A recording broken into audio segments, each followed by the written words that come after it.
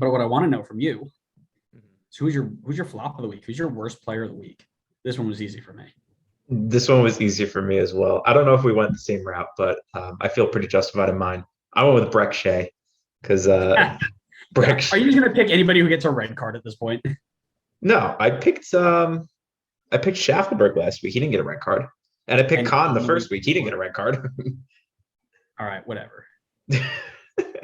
I went with Breck Shea because he completely lost the mark on the first goal. Poku just danced around and Breck Shea was spinning in circles and then he went on to score. So not a great look to start there. But then your team's already down. You're going into the game in a situation where you are even at home, you are the underdogs. LAFC are just way better, especially on paper, over Inter Miami.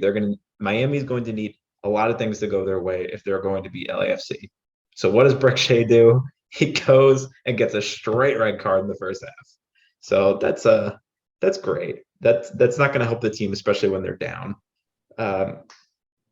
Honestly, it was just a really poor performance. A red card and having the goal come from your side of the defense. I think I think Inter Miami needs to realize at this point that Breck Shea is not a defender, and it's time to move him either to the bench or up the field because the Breck Shea left back experiment has to be over at this point. And one thing I added to my notes is I said, don't be surprised if Inter Miami has a better defensive performance next week. Noah Allen on the bench was the other option. He was an emergency signing at the beginning of the year that just signed a full pro contract, which is pretty sick. He's not any better right now. Less because of his inability to play and more of he's still figuring out the pro game. So not a bad shout. I mean, he did get absolutely skinned, but that whole Inter Miami back line is disgustingly bad. Mine came out of the game that your star came out of, and is Victor Wanyama from Montreal.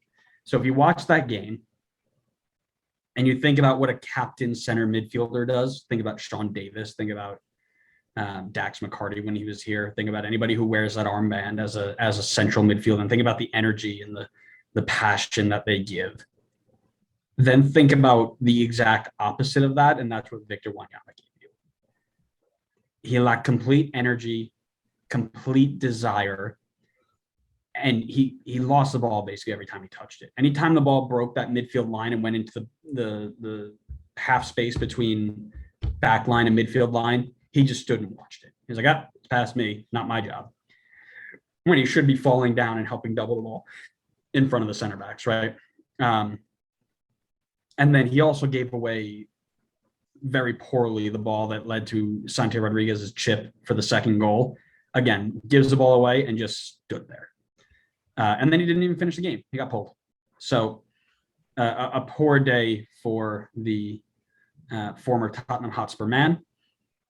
For anybody who wants to know if playing in the Premier League means that you can play in MLS, that's your example. No,